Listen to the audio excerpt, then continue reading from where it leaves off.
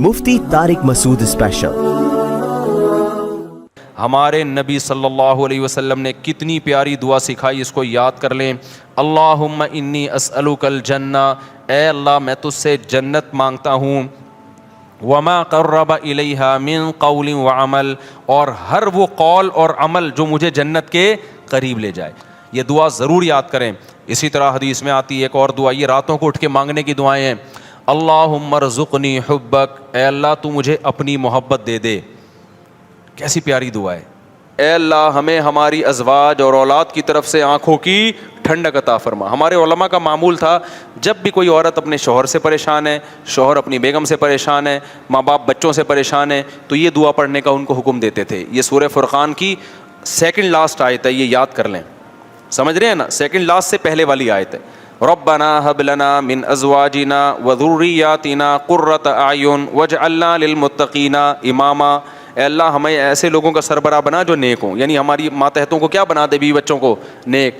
تو میرے بھائی اللہ تعالیٰ فرماتے ہیں ہمارے نیک بندے راتوں کو اٹھ کے اللہ کے سامنے کھڑے ہوتے ہیں اور کہتے ہیں ربنا اصرف عنا عذاب جہنم، اے اللہ اس آگ کا جس کا تو نے اپنی کتاب میں تذکرہ کیا ہے، اس آگ کو ہم سے دور کر دے۔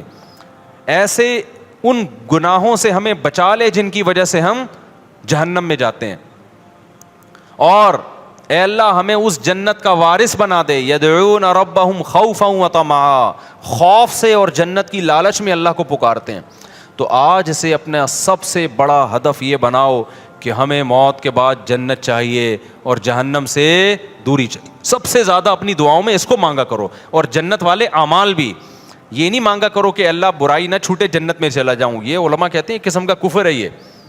اللہم انی اسألک الجنہ وما قرب الیہا من قول وعمل، نبی نے دعا سکھائی، اے اللہ میں تجھ سے جنت طلب کرتا ہوں اور ہر وہ بات اور وہ عمل جو مجھے جنت کے قریب کر دے، اس عمل کی بھی توفیق دے اور اس بات کی بھی توفیق دے۔ بعض دفعہ عمل انسان کو جنت کے قریب لے کے جاتا ہے، لیکن اس کی زبان سے نکلی ہوئی باتیں اس کو جنت سے دور کر رہی ہوتی ہیں۔ بعض دفعہ زبان سے نکلی ہوئی باتیں اس کو جنت کے قریب لے کے جاتی ہیں، لیکن اس کا عمل اس کو جنت سے دور کر رہا ہوتا ہے۔ ہمارے نبی صلی اللہ علیہ وسلم نے کتنی پیاری دعا سکھائی، اس کو یاد کر لیں۔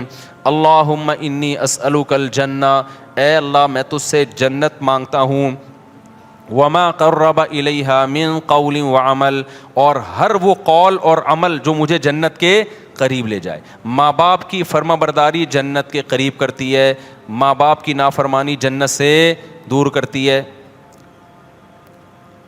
اور اللہم انی اعوذ بک من النار، اے اللہ میں تیری پناہ میں آتا ہوں جہنم کی آگ سے۔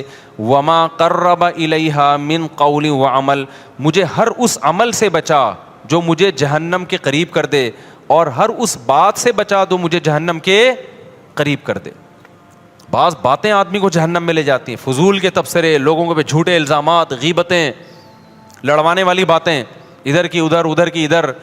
قرآن کہتا ہے نا ویل لکل ہمزۃ لمزہ، ہر وہ شخص جو تانا زنی کرتا ہے اور چغلیاں کر کر کے لڑواتا ہے، کیا جنت میں جائے گا؟ ہوتے ہیں نا دفتروں میں باس کے چمچے ہوتے ہیں کچھ، اس کی شکایت باس کو جا کے، اس کی چغلی اس کو جا کے، اس کی چغلی اس کو جا کے، پورے ادارے کی ایسی کی تیسی۔ کچھ گھروں میں ہوتی ہیں بعض خواتین جو بیان نہیں سن رہی، اپنے بھائی کو بھابھی کے خلاف، اماں کو بہو کے خلاف۔ اس قسم کی لیڈیز بھی مارکیٹ میں پائی جاتی ہیں۔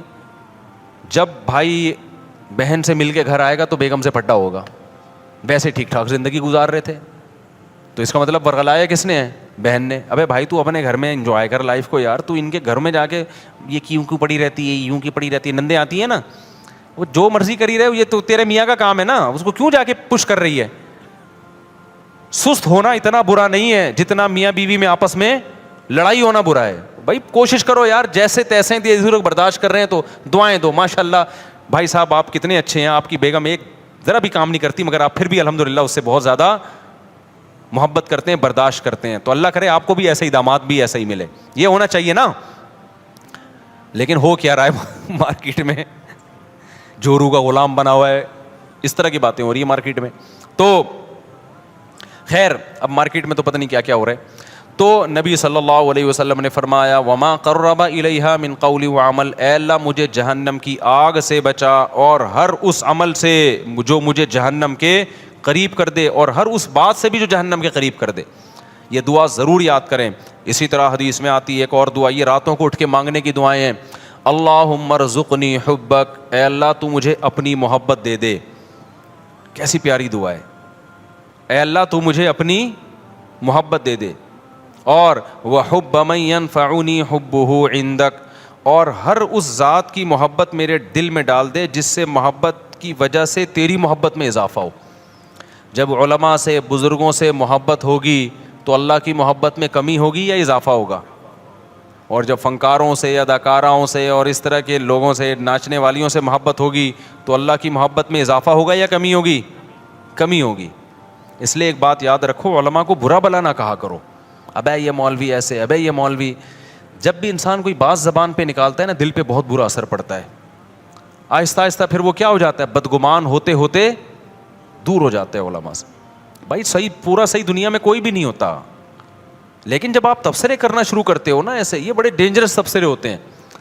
ہمارے نبی صلی اللہ علیہ وسلم نے ہر شخص کو معاف کیا ہے، لیکن جنہوں نے نبی کی گستاخیاں کی ہیں نا، ان میں سے اکثر کو معاف نہیں کیا آپ نے۔ کیوں؟ گستاخی کرنے والا، بد کلامی کرنے والا وہ ویلیو ختم کر رہا ہوتا ہے، تو یہ بہت خطرناک جرم ہے۔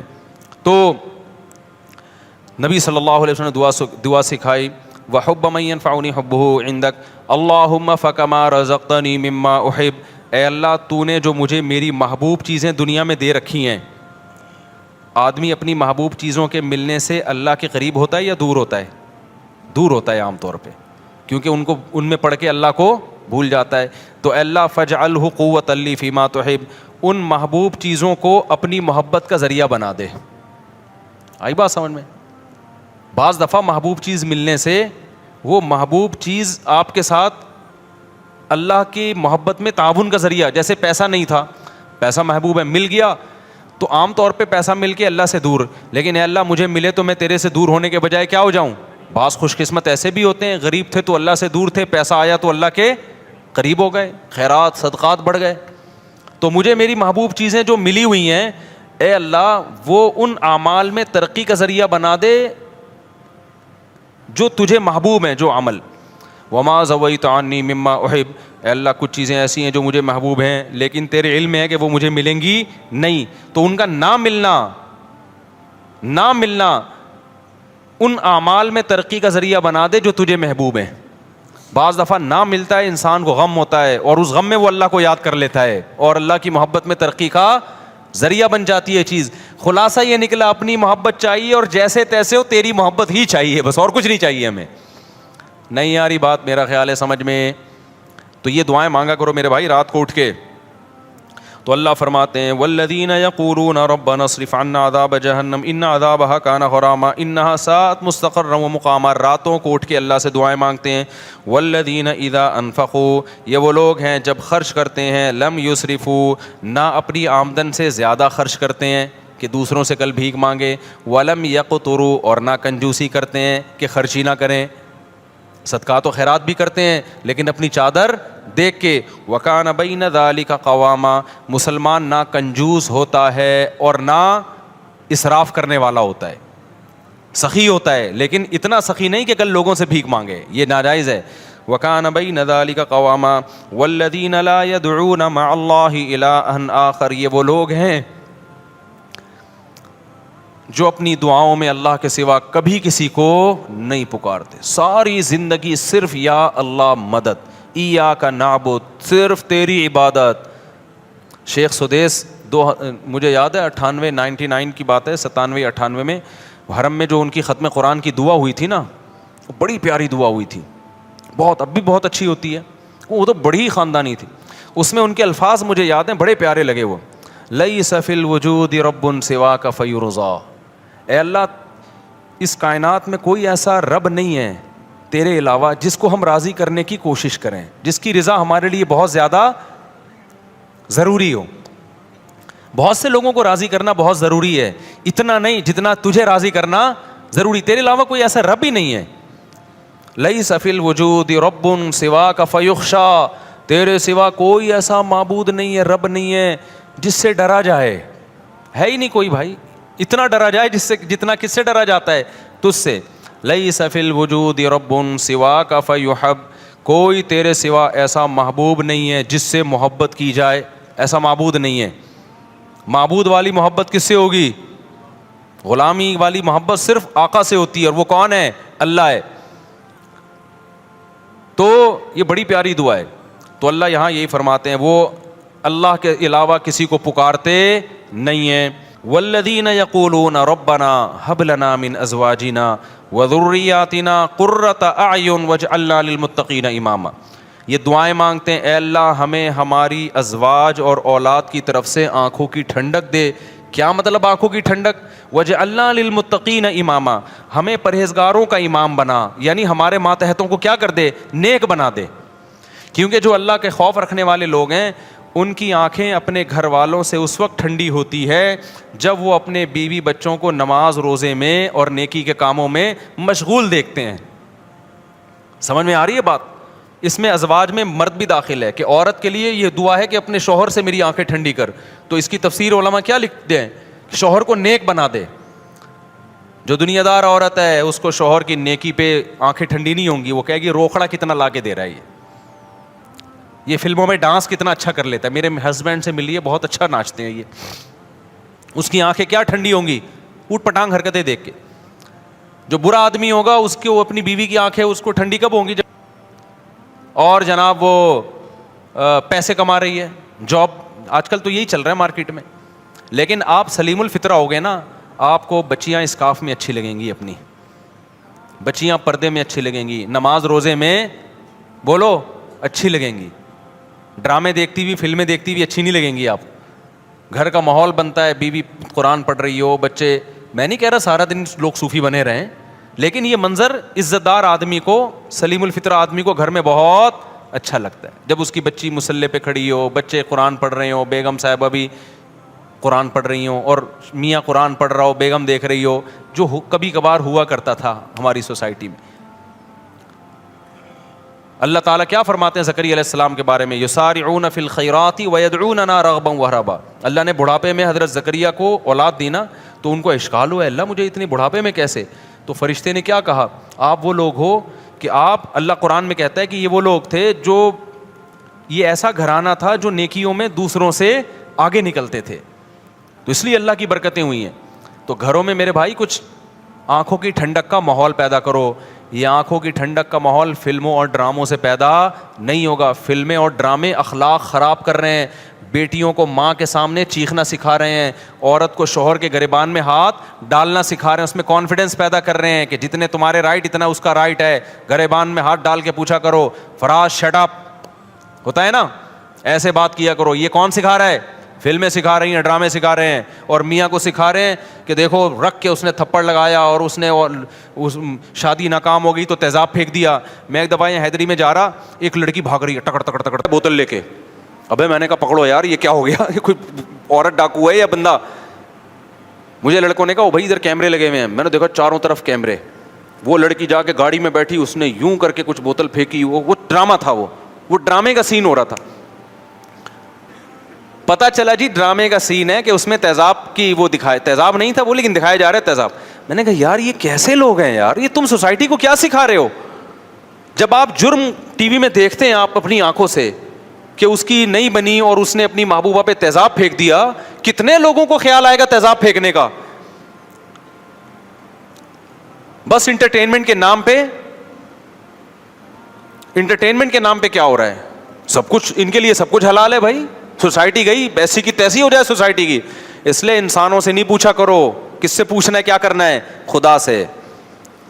تو گھر کا ماحول اللہ تعالیٰ فرماتے ہیں یہ دعا کرتے ہیں, اے اللہ ہمیں ہماری ازواج اور اولاد کی طرف سے آنکھوں کی ٹھنڈک عطا فرما. ہمارے علماء کا معمول تھا جب بھی کوئی عورت اپنے شوہر سے پریشان ہے, شوہر اپنی بیگم سے پریشان ہے, ماں باپ بچوں سے پریشان ہے, تو یہ دعا پڑھنے کا ان کو حکم دیتے تھے. یہ سورہ فرقان کی سیکنڈ لاسٹ آیت ہے, یہ یاد کر لیں. سمجھ رہے ہیں نا, سیکنڈ لاسٹ سے پہلے والی آیت ہے. ربنا هب لنا من ازواجنا وذرياتنا قرة اعين واجعلنا للمتقين اماما. اے اللہ ہمیں ایسے لوگوں کا سربراہ بنا جو نیک ہوں, یعنی ہماری ماتحتوں کو کیا بنا دے, بیوی بچوں کو نیک, تو مطلب خود ہمیں بھی بنا دے. اصل میں خود سٹے لگا رہے ہوں اور بیگم کو کیا کہ ان کو آنکھوں کی ٹھنڈک بنا دے. اچھا میرے بھائی, اصل میں نے جس محلے میں رہتا تھا اس کے قریب ایک محلے میں چرسی بہت تھے, تو وہ نا وہ ان کو دیکھ کے نا میرے دماغ میں ایک لاشعور میں وہ سٹا بیٹھ گیا. اللہ معاف فرمائے, ہر مثال میں سٹا ہی آ رہا ہوتا ہے. تو اللہ فرماتے ہیں اولئک یجزون الغرفۃ بما صبروا, یہ وہ لوگ ہیں جن کو اس صبر کی وجہ سے ہم جنت کے بالا خانے دیں گے. صبر کیا مطلب, اس ماحول کو کریٹ کرنے میں کچھ صبر کرنا پڑتا ہے. ٹی وی گھر میں لا کے رکھے, فلم لگانے میں کوئی صبر کرنے کی ضرورت بولو نہیں ہے. ہاں صبر اس میں ہوگا کہ بیگم ابھی سونے کا ٹائم ہے, ابھی نہیں صبح دیکھیں گے فلم, اس میں تو صبر ہو سکتا ہے. ٹی وی بند کرنے میں کیا ہے, صبر ہے. نماز پڑھنے میں کیا کرنا پڑے گا, صبر کرنا پڑے گا. تلاوت کرنے میں کیا کرنا پڑتا ہے, باوضو ہو کے قرآن ہاتھ میں لے کے بیٹھنا پڑتا ہے. اچھے ماحول کے لیے صبر چاہیے, برائی کے لیے صبر کی ضرورت نہیں, بے صبری چاہیے اس کے لیے. تو اللہ کہتے ہیں انہوں نے صبر کر کے گھر کا ماحول اچھا کر دیا اور خود بھی اچھے بن گئے. تو اولئک یجزون الغرفہ, جیسے گھر میں ان کو آنکھوں کی ٹھنڈک ملے گی, ایسے ہی جنت میں بھی ہم نے ان کے لیے آنکھوں کی ٹھنڈک کا انتظام کیا ہوا ہے. ولا يقتلون النفس التي حرم اللہ الا بالحق, کسی انسانی جان کو ناحق قتل نہیں کرتے. ولا یزنون, اور زنا نہیں کرتے.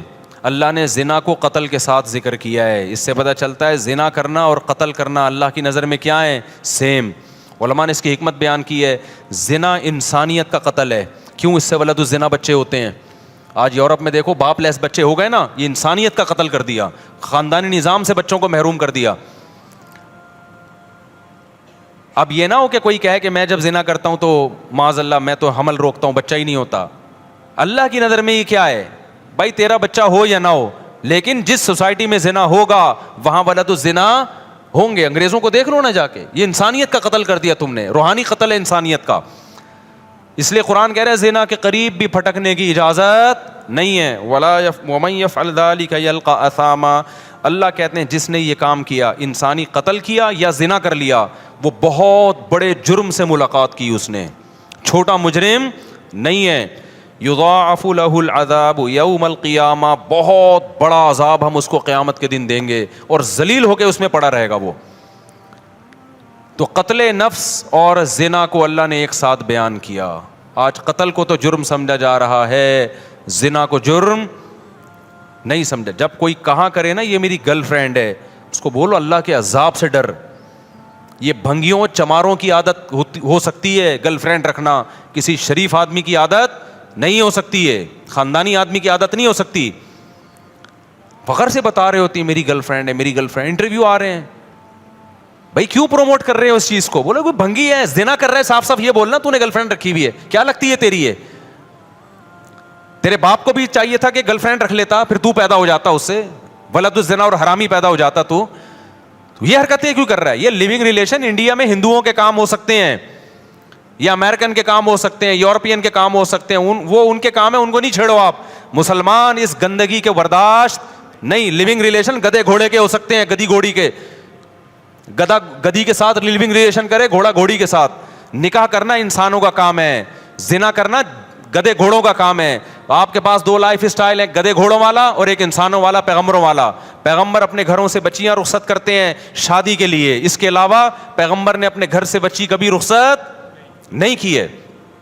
اپنی بیٹیوں کو گھر سے شادی کے لیے رخصت کرو, بوائے فرینڈ کے ساتھ جانے مت دو اس کو, نہ خود گرل فرینڈ رکھو. پیغمبروں کے گھروں میں عورتیں آئی ہیں, معاذ اللہ نقل کفر, کیا دوست بن کے آئی ہیں, بیویاں بن کے آئی ہیں.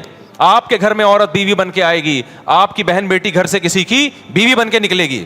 اس کے علاوہ تمام راستے کیا ہیں؟ بھنگیوں چماروں والے, گدے گھوڑوں کتوں والے راستے ہیں. کوئی بولا کرے نا, دیکھو اللہ کی خاطر غصہ کرنا, اللہ کی خاطر نفرت کا اظہار کرنا یہ بھی ضروری ہے.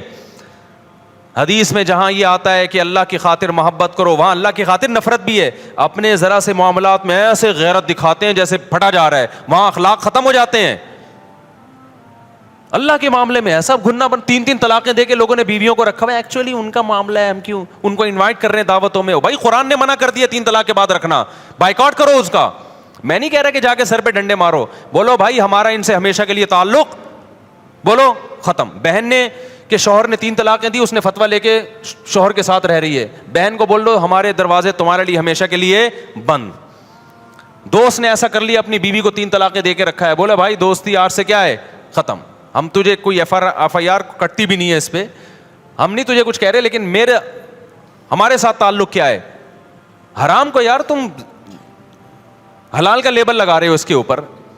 قرآن نے صاف منع کر دیا, نہیں ہوتا 3 طلاق کے بعد, نہیں رہ سکتی. فتوے تو آپ کو ہر دور میں ہر طرح کے مل جائیں گے, تو کچھ خدا کے لیے بھی تھوڑی سی غیرت اختیار کرنا سیکھو. میں نہیں کہہ رہا لوگوں کے سر پھاڑو, نہ ہمیں یہ اتھارٹی ہے نہ ہم یہ کر سکتے ہیں, اپنی نفرت کا تو اظہار کرو نا. دوست آتا ہے گرل فرینڈ کو لے کے, بھائی مجھے گھر چاہیے, ابے بھائی ہمارا یہ چکلا کھانا ہم نے یہاں پہ گھر میں نہیں کھولا ہوا. آتے ہوتے ہیں کہ یار رات گزارنی ہے گرل فرینڈ کے ساتھ, بولو یہ چکلا کھانا نہیں ہے, شریف لوگوں کا گھر ہے, پتلی گلی سے نکل یہاں سے. اکیلا آئے گا تو ٹھیک ہے بیٹھ, یا بیوی بنا کے لائے گا تو ٹھیک ہے ہمارا گھر ہے بھائی, دوستی آ رہی ہے بھابھی کے ساتھ آؤ جاؤ آنا ہے.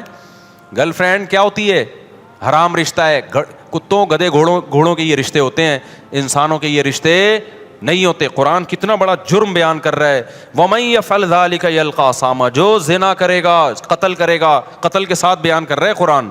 اللہ کی نظر میں دونوں میں کوئی فرق نہیں ہے. یلقا أثاما, بہت بڑے جرم سے ملے گا. یضاعف له العذاب, بہت بڑا عذاب دوں گا اس کو میں.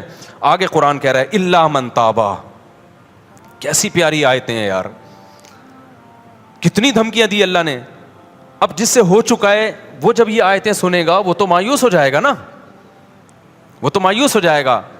تو اللہ نے فوراً کہا الا من تابا. یہ جو قرآن کا الا ہے نا, اس میں بڑی طاقت ہوتی ہے. یہ ایسا لگتا ہے جیسے اللہ نے ایک تلوار چلا دی. الا من تابا, ہاں جس نے توبہ کر لی. اب تک جو ہوا سو ہوا, کیونکہ جب زانی یہ آیتیں سنے گا وہ تو کہے گا میں تو گیا کام سے. اللہ کہتے ہیں مہلت ہے, الا من تابا. اب تک گرل فرینڈ رکھی نا تو نے, زنا کیا, لڑکوں سے بدفعلی کی, قتل کیا, من تابا, توبہ کر لے. آج کیا کر لے, توبہ. وآمنا, اپنا عقیدہ صحیح کر لے. وعمل صالحا, آئندہ کے لیے اصلاح کر لے. آئندہ کے لیے کیا کر لے, اصلاح کر لے. فاولئک یبدل اللہ سیئاتہم حسنات وکان اللہ غفورا رحیما. یہ وہ لوگ ہیں جو پکی توبہ کرتے ہیں اور پھر اس پہ قائم رہتے ہیں, اللہ ان کی برائیوں کو نیکیوں سے بدل دیتا ہے. کیوں, اللہ غفور بھی ہے اور اللہ رحیم بھی ہے. اس کا ایک مطلب یہ بیان کیا گیا ہے کہ توبہ جب بہت زبردست ہوتی ہے تو اللہ کا ایسا قرب ملتا ہے اس کو کہ جو اس نے گناہ کیے تھے نا, اس کے جو نقصان اس کو ہوئے تھے, اللہ سے دوری, وہ نقصان کیا ہو جاتا ہے, ختم ہو جاتا ہے. آگے اللہ فرماتے ہیں, اب ایک سوال ہوتا ہے کہ اللہ اتنا بڑا جرم کیا ایک شخص نے, قتل بھی کیا, زنا بھی کیا, پکی توبہ کر لے تو اس کو معاف کر رہا ہے. دنیا میں تو ایسا نہیں ہوتا. دنیا میں جب آپ ریاست کے قانون کی توڑتے ہیں, ریاست کو, اور بہت بڑا جرم کرتے ہیں, تو ریاست معاف نہیں کرتی. تو اتنے آرام سے کیسے معاف کر رہا ہے, کتنی دفعہ زنا کر چکا ہے, اب یہ توبہ کر رہا ہے تو معاف کر دے گا. تو اللہ کیا کہتے ہیں, وَمَن تَابَ وَعَمِلَ صَالِحًا فَإِنَّهُ يَتُوبُ إِلَى اللَّهِ مَتَابًا. اللہ کہتے ہیں جو توبہ کر رہا ہے اور آئندہ عمل کو ٹھیک کر رہا ہے, تو وہ توبہ کس کے دربار میں کر رہا ہے, وہ انسان کے پاس تھوڑی آ رہا ہے, وہ تو خدا کے پاس جا رہا ہے. تو خدا کا ظرف چھوٹا نہیں ہے. جہاں وہ سزائیں بہت سخت دیتا ہے, تو اس نے ایک دوسرا اس کی تلافی کیسے کی ہے کہ اس کا ظرف بھی کیا ہے, بہت بڑا ہے, اس کی معافی بھی کیا ہے, وہ بہت بڑی ہے. تو یہ مت دیکھو کہ کتنے جرموں کے بعد توبہ کر رہا ہے, یہ دیکھو کہ دروازہ کس کا کھٹکھٹا رہا ہے, خدا کا دروازہ کھٹکھٹا رہا ہے, جبکہ اس نے عذاب اپنی آنکھوں سے نہیں دیکھا. تو میں کیسے اس کو معاف نہیں کروں گا. والذین لا یشہدون الزور واذا مروا باللغو مروا کراما. یہ وہ لوگ ہیں جو جھوٹ کے قریب سے نہیں گزرتے, اور جب لغویات کے قریب جاتے ہیں, لغویات میں یہ گانے بجانے, موسیقی, شراب کباب کی محفلیں, تو مروا کراما, عزت کے ساتھ گزر جاتے ہیں, ان لغویات کی طرف کان نہیں لگاتے. والذین اذا ذکروا بآیات ربہم لم یخروا علیہا صما وعمیانا. جب ان کو ان کے رب کی آیتیں اور احکام بتائے جاتے ہیں تو اندھے اور بہرے ہو کے نہیں گزرتے. آپ دنیا پرست آدمی کو بتائیں خدا کا یہ حکم ہے، ابے جاؤ یار، کیا باتیں کر رہے ہیں یار، صوفیوں والی باتیں کرتے رہتے ہو ہر وقت. اللہ کہتے ہیں جو ہمارے نیک بندے ہیں نا، جب ان کو اللہ کی بات بتائی جاتی ہے تو اندھے اور بہرے سنتے بھی ہیں کہ کیا کہا جا رہا ہے، پھر دیکھتے بھی ہیں کہ اب سیدھا راستہ کون سا ہے. ایک کام کر لیا کرو، خالدین فیہا، وہ میں بتاتا ہوں ابھی، خالدین فیہا، ہمیشہ اس جنت میں رہیں گے. حسنت مستقرہ، کچھ صیغے نا تعجب کے ہیں، وہ اللہ استعمال کرتا ہے. یہ بس آخر یہ پڑھ کے میں بیان ختم کرتا ہوں. حسنت مستقرہ، اللہ کہتے ہیں کیا زبردست ٹھکانہ ہے، یعنی اللہ تعجب کا اظہار کر رہے ہیں، حالانکہ اللہ کو کسی چیز پہ تعجب نہیں ہوتا، لیکن اتنی اچھی ہے جنت کہ اللہ کہہ رہے ہیں کہ گویا کہ مجھے بھی تعجب ہو رہا ہے کہ میں نے اپنے بندوں کے لیے کیا زبردست انتظام کر دیا. بھائی مجھے خود حیرانگی ہو رہی ہے، یہ بلاغت ہے قرآن کی ہمیں سمجھانے کے لیے. ایسا انتظام کر دیا کہ ہٹو بچوں ہو گیا، یعنی سمجھ لو آپ. اور میں کیا بولوں اپنی زبان میں بھائی، ہٹو بچوں کا مطلب پتہ ہے؟ جب کوئی بڑی شاہی سواری خاندانی قسم کے بچوں کو ہٹا ہے اور آگے سے تو دیکھ نہیں رہا کون آ رہا ہے بھائی. تو کیونکہ بعض لوگ نا نیچے کمنٹس میں پوچھا ہوتا ہے یہ ہٹے بچوں کیا ہوتا ہے، اب ان کو کون سمجھائے کہ ہٹو بچوں کہہ رہے ہیں، ہٹو کا مطلب ہٹاؤ اور بچوں کا مطلب بچوں. تو کبھی کراچی آؤ، ہم تمہیں سمجھائیں گے ہٹو بچوں. جیسے بمبئی والے کہتے ہیں کہ کیا بولتا ہے بھنڈائے، کسی نے مجھے بتایا بمبئی میں لفظ بہت مشہور ہے، تو ہم کراچی والوں کو نہیں پتہ چلے گا، ان کے یہاں بہت مشہور ہے. خیر، اللہ فرماتے ہیں حسنت مستقرا و مقاما، بہت بہترین قرارگاہ ہے اور بہت بہترین، کیا ہی بہترین ٹھکانہ ہے. قل ما یعبأ بکم ربی لولا دعاؤکم. آخر میں اللہ سورہ فرقان میں بڑی زبردست بات کہتے ہیں کہ دیکھو تم اپنے رب کو اگر یاد نہیں رکھو گے تو رب کو تمہاری کیا پرواہ ہے بھائی. تم آپس کے ہی مسئلوں میں لگے رہو گے، کھا اسی کر رہے ہو، پہن اسی کر رہے ہو، بھول اسی کو گئے ہو، تو پھر آخرت میں مجھ سے امیدیں مت لگانا. میں تو اسی کو یاد رکھوں گا جو مجھے یاد رکھے گا. فقد کذبتم فسوف یکون لزاما. تم اگر انکار کرو گے نا ان باتوں کا اور عمل سے دور جاؤ گے تو پھر دوسرا انجام ہوگا تمہارا، یہ والا انجام نہیں ہوگا. وہ میں ایک بات ذہن میں آئی تھی، وہ نکل گئی ذہن سے، میں نے کہا وہ بتاتا ہوں میں. اولئک یجزون الغرفۃ بما صبروا ویلقون فیہا تحیۃ وسلاما. ابھی میں نے کہا تھا نا ایک بات کر کے بیان ختم کرتا ہوں. دیکھو یار ایسے منٹوں میں بات دماغ سے نہیں. ایک کام ہاں یاد آ گیا، پچھلے سال نا میں ڈیفینس میں گیا کسی کے گھر، کوئی بیان تھا یا کوئی میرے دوست تھے، دعوت تھی، ہاں دوست تھے میرے، وہ دعوت تھی. مجھے کتے سے یاد آیا، اصل میں ان کے گھر بہت بڑا کتا تھا، میں نے سمجھایا بھی کتے مت پالو. میں جب ان کے گھر گیا تو ان کے والد صاحب نے اپنے گھر کا مجھے وزٹ کرا کے کمرہ دکھایا. بڑا وی آئی پی کمرہ تھا، وہ خوشبو، عود کی خوشبو جو ہے نا دھونی. تو انہوں نے کہا یہ ہمارا مصلی ہے، ہم نے اپنے گھر میں ایک کمرہ عبادت کے لیے بنایا ہے، نماز، تلاوت، ذکر کہاں ہوگا؟ ادھر ہوگا. میں نے کہا بھائی یہ تو حدیث میں نبی کا حکم ہے کہ اپنے گھروں میں ایک کمرہ کیا بناؤ؟ عبادت کے لیے. اب کراچی میں لوگوں کے گھر چھوٹے ہوتے ہیں، اتنے کمرے ہوتے نہیں ہیں، لیکن جن لوگوں کو اللہ نے بڑے گھر دیے ہیں ان کو چاہیے کہ نبی صلی اللہ علیہ وسلم کی حکم کی تعمیل میں ایک کمرہ کس کے لیے خاص کر دیں؟ اللہ کے لیے. پھر اس کو بہت صاف ستھرا رکھیں، اس میں عود کی خوشبو کی دھونی دیں، جو خوشبو میسر ہو. اگربتی نہ لگائیں اللہ کا واسطہ، اگربتی مزاروں پہ لگی ہوتی ہے، اب وہ انتخابی نشان بن چکی ہے، اور وہ بھی نہ لگائیں. کافور وہ مردوں پہ لگا کے نا، وہ مردوں کی کا انتخابی نشان بن چکا ہے. وہ کہیں کافور لگی ہو، مجھے لگتا ہے کوئی مردہ لیٹا ہوا ہے یہاں پہ، مجھے تو ایسا لگتا ہے، مجھے آپ کا نہیں پتا، بہرحال تو ایسا لگتا ہے بھی تازہ جنازہ ہوا ہے. وہ کافور بنا ایسا دیا گیا، حالانکہ وہ ایک زمانے میں دولہا اور دلہن کے لگتا تھا. اب دولہا کے لگاؤ گے نا وہ دلہن بھاگ جائے گی بولے گی مجھے میت کی بو آ رہی ہے. کچھ چیزیں لگ کے وہ اس کا علامت بن جاتی ہیں نا. اگربتی مزاروں پہ ہوتی ہے اور قبرستانوں پہ تو وہ بھی عجیب سی. تو کوئی اچھی خوشبو لگا لو جو خوبصورت، یعنی مزہ آئے اس کو. بڑا فرق پڑتا ہے جب صفائی ستھرائی اور اچھی خوشبو ہو نا، جو دماغ میں نہ چڑھے، اچھی بھینی خوشبو، بڑا ایک اس سے عبادت کا لطف ڈبل ہو جاتا ہے. ہمارے نبی نماز کے لیے بہت زیادہ خوشبو لگا کے آیا کرتے تھے، بہت زیادہ خوشبو کا استعمال کرتے تھے، اچھی خوشبو بشرطے کے. تو ایک کمرہ گھروں میں کیا کرنا چاہیے؟ اس کو پاک صاف رکھو. یہ جو علماء نے بیان کیا نا عورتیں گھروں میں اعتکاف کریں، یہ تو اصل میں اس کمرے میں اعتکاف تھا جو نماز کا کمرہ ہوتا تھا. اب نماز کے کمرے ہوتے نہیں، ارطغرل والا ڈرامہ جہاں چل رہا ہوتا ہے اسی میں اعتکاف چل رہا ہوتا ہے سمجھ میں آ رہی ہے بات؟ جو ارطغرل کا اب چل رہا ہے، ارطغرل یہ جس کمرے میں فلم دیکھتے ہیں اسی کمرے میں اعتکاف ہو رہا ہے. تو یہ تو اصل میں یہ تھا کہ جب عورتوں کو مسجد میں آنے سے فتنہ کے خوف سے بعض فقہاء نے پابندی لگائی کہ بھئی فتنہ ہو رہا ہے. میں تو اب اس زمانے میں قائل ہوں خواتین کے، مسجد میں اعتکاف کا قائل تو نہیں ہوں میں، لیکن نمازوں کے لیے میں قائل ہوں، کیونکہ اس میں بڑے فتنے آج کل مسجدوں میں اعتکاف میں خواتین کے، وہ مشاہدے پر مبنی ہیں.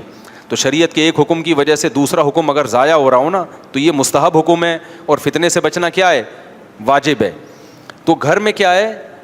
تو اس میں یہ ہے کہ بھائی وہ صاف ستھرا ایک کمرہ ہو، اس میں کارپٹ بچھائیں، اس میں خوبصورت پردے لگائیں اور اس کو بند رکھیں. بچوں کا داخلہ اس میں کیا ہو، ایسا نہ ہو بچے وہاں جا کے ساری چیزیں الٹ پلٹ کریں، پیمپر پھینک کے آ گئے، پیشاب کر دیا. تو بچوں کو لے کے جائیں مگر اپنے ساتھ، سمجھتے ہو؟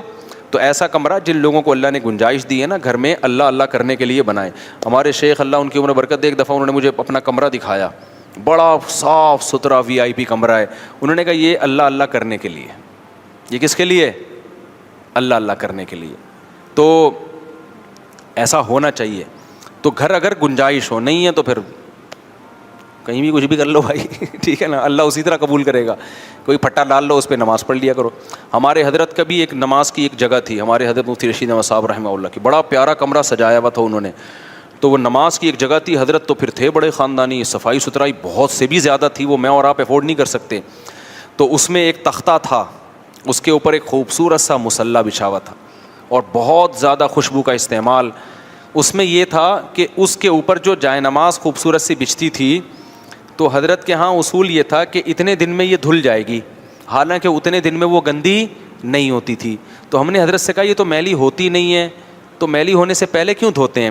حضرت نے فرمایا میلی ہونے کے بعد اگر دھوئیں گے تو میل تو دیکھ لیا نا. نہیں آئی بات سمجھ میں؟ اوپر سے گزرتی ہیں ہم لوگوں کی سمجھ میں یہ باتیں. حضرت فرمایا میل تو دیکھ لیا نا، دھونا تو اس لیے تاکہ گھر میں میل نہ آئے.